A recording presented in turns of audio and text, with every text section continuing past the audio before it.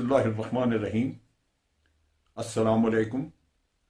आप देख रहे हैं डीडीपी एनालिटिका।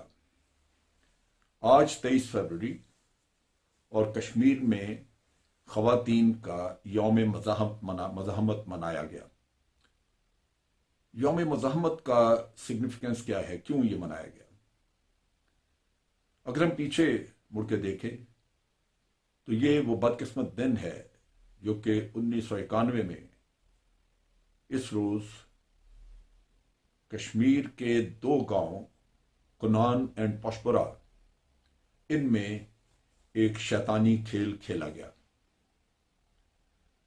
उस दिन उस सर्दी की रात को, रात के वक्त अंधेरे में 300 के करीब भारतीय फौजियों ने दोनों गांव पे, जो कि साथ साथ हैं, इन पे रेड किया, घरों में घुसे, घर से आदमियों को, जो मर्द थे उनको अलहदा किया और घरों से बाहर निकाल दिया। और बाहर निकाल के नज़दीक ही मुख्तलिफ जगहों पे ले जाके तो उनको बिजली के झटके भी लगाए, उनके ऊपर तशद्दुद किया, उनको मारा पीटा। ये सब कुछ हो रहा था, लेकिन उन बेचारों को ये नहीं पता था कि उनके घरों में उनकी ख़वातीन के साथ क्या हो रहा है।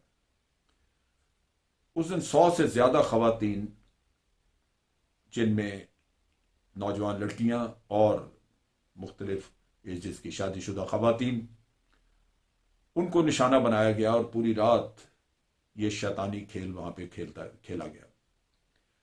न सिर्फ ये, बल्कि उनके नंगे जिस्मों पे रोशनियां डाली गईं, उनके ख़ानदान की दूसरी ख़वातीन की आंखों के सामने ये काम किया गया और वो बेबसी की तस्वीर बनी देखती रहीं। ये तमाशा पूरी रात चला। सुबह एक सरासीमिगी थी, एक पूरे गांव में गम की फजा थी और यूं लगता था जैसे कि मौत का सुकूत है हर तरफ। लोग सहमे हुए थे। जब तहकीकात शुरू हुई, जब लोगों से पूछना शुरू किया, उनके मर्दों ने और इलाके के बुजुर्गों ने, दाएं बाएं से तंजीमें मुख्तलिफ पहुंची, तो सिर्फ 40 ख़वातीन हिम्मत करके सामने आईं, बयान देने के लिए, इंसाफ मांगने के लिए कि उनके साथ क्या बीती। बाकी लड़कियों को, या ख़ास तौर पे लड़कियां चूंकि शादीशुदा नहीं थी, तो गांव के बुजुर्गों ने उनको मशवरा दिया कि वो खामोश रहें तो बेहतर है, क्योंकि कल को उनकी शादियां करनी मसला न बन जाए। उन बच्चियों को खामोश कर दिया गया। जो जुल्म की दास्तानें इन बच्चियों ने बताई वो बड़ी अजीब व गरीब हैं। माओ की आंखों के सामने उनकी नौजवान लड़कियों को उनसे छीन के अलहदा करके उन्हीं के घर में मुख्तलिफ खाली कमरों में ले जाके तो उनके साथ उनका रेप किया गया। एक नौजवान शादीशुदा लड़की जो 10 दिन पहले ब्याह के वहां पहुंची, उसके नए कपड़े देख के तो भारतीय फौजियों ने पूछा कि ये नए कपड़े जो लटके हुए हैं ये किसके हैं? ये तो शादी के कपड़े लगते हैं। तो उन्होंने कहा कि ये हमारी बहू है जो चंद दिन पहले ब्याह के आई है। बस फिर क्या था, उस बहू की शामत आ गई। ये वो दुख था जो वो झेलते रहे। अब यहां पे आप देखिए कि कोई इंसाफ नहीं और इस चीज की एक्नॉलेजमेंट नहीं है।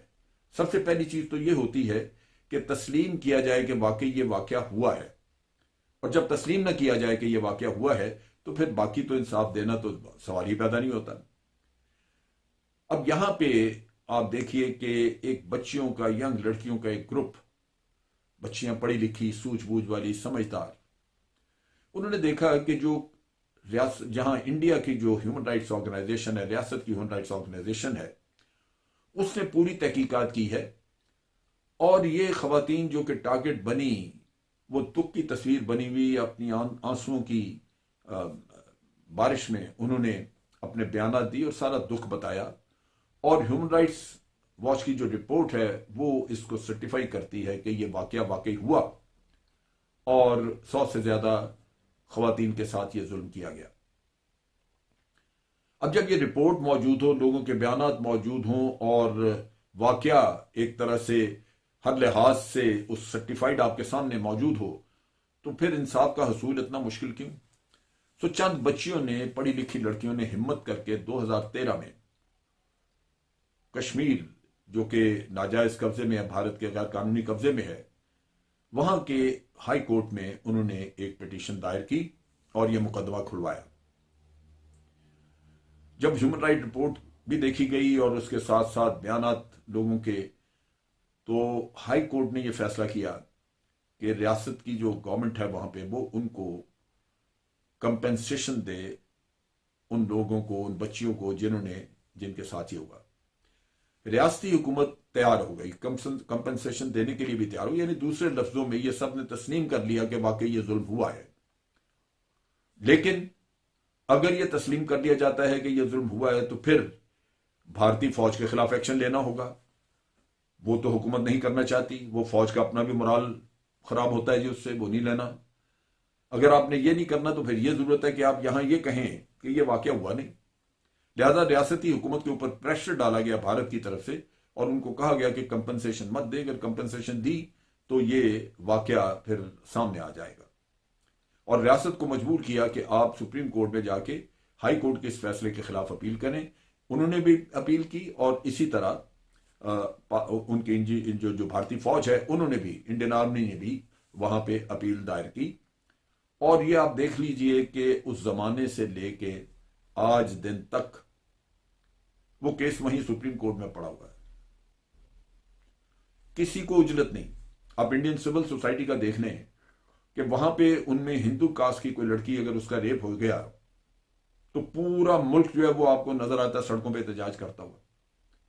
और यहां बेचारी मुसलमान कश्मीरी बच्चियां, 100 से ज्यादा खवातीन, उनको रेप कर दिया गया और इंडियन सोसाइटी में कोई हरकत नहीं, किसी ने इंसाफ नहीं मांगा इन लोगों के लिए। तो अब ये जो बच्चियां हैं, ये इनमें मायूसी है, फ्रस्ट्रेशन है, ये समझती हैं कि उनको इंसाफ मिलना बड़ा मुश्किल है, मिल नहीं रहा, वो एग्जॉस्ट हुई हैं, लेकिन उनके अंदर एक कुव्वत इरादी मौजूद है, डिटर्मिनेशन वहीं का वहीं। वो कहती हैं जी कुछ भी हो हम इस केस को फॉलो करेंगे, इसके पीछे जाएंगे। मैं एक न्यूट्रल आदमी की हैसियत से बाहर बैठ के ये देखता हूं कि भारत में मुसलमानों को पहले कहां इंसाफ मिला जो अब मिल जाएगा। कई लोगों की लिंचिंग हुई, कई बच्चे मारे गए, गौ रक्षा के नाम पे सजा हुई किसी को, और इस मोदी ने ही 2000 लोग मार दिए वहां पे गुजरात में, और आज दिन तक कोई सजा नहीं, सब छूट गए। यही हाई कोर्ट, सुप्रीम कोर्ट बरी करते रहे। तो ये अदालतें तो हिंदुत्व के जेर असर काम कर रही हैं। समझौता एक्सप्रेस का केस ले ले, कहीं जहां कहीं किसी मुसलमान के साथ या सिख के साथ जुल्म हुआ है वहां इंसाफ नहीं मिला। तो इन बच्चियों को भी लगता नहीं कि इंसाफ मिले। लेकिन उसके साथ साथ आप देखिए जो फौज है वहां पे उनको स्पेशल कवानीन के तहत इम्यूनिटी दी गई है, उनको कोई उनकी पकड़ दकड़ नहीं। उसके साथ साथ जुल्म बढ़ता जा रहा है। पीछे पैलेट गन के साथ कई लोगों की, बच्चों की बेनाइयां चले गई।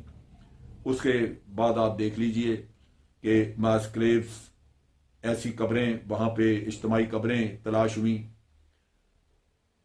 आप बर्बरियत का हाल देखें। और फिर जब ये आर्टिकल 370 को खत्म किया तो उसके बाद तो देख लीजिए 1 साल से ज्यादा अरसा कश्मीर मुकम्मल तौर पे बंद रहा है। बीमार हॉस्पिटल्स में नहीं जा सकते थे, बच्चे स्कूलों में नहीं जा सकते थे, सड़कें उजाड़ थी, कारोबार बर्बाद थे। और फिर 10-12 हजार के करीब कश्मीरी नौजवानों को भारत की जेलों में डाल दिया गया। वो वहीं पड़े हैं। कहा जाता है कि तकरीबन 6-7 हजार के करीब लोग अब भी जेलों में हैं। उनकी जिंदगियां, उनमें सबसे नुमाया हुर्रियत के लोग, हुर्रियत कॉन्फ्रेंस के लोग हैं। दुख्तरान कश्मीर की मोहतरमा आसिया अंद्राबी वहां पे हैं जेल में, उनके खामन 23 साल से जेल में हैं। ये वो हशर है जो कश्मीर में लोगों का किया गया है। ये आज की वीडियो मैं उन कश्मीरी मजलूमों के नाम करता हूं, और दर हकीकत मकसद इसका यह है कि पाकिस्तान के अवाम यकजहती का इजहार भी करें और दूसरी तरफ अक़वाम आलम को अपील करें, उनको जगाएं, उनके ज़मीर को झंझोड़ें। कि खुदारा इन कश्मीरियों की मदद करें जो आज जुल्म और बर्बरियत का शिकार है। आज के लिए इतना ही। अफवाज पाकिस्तान जिंदाबाद, पाकिस्तान पाइंदाबाद।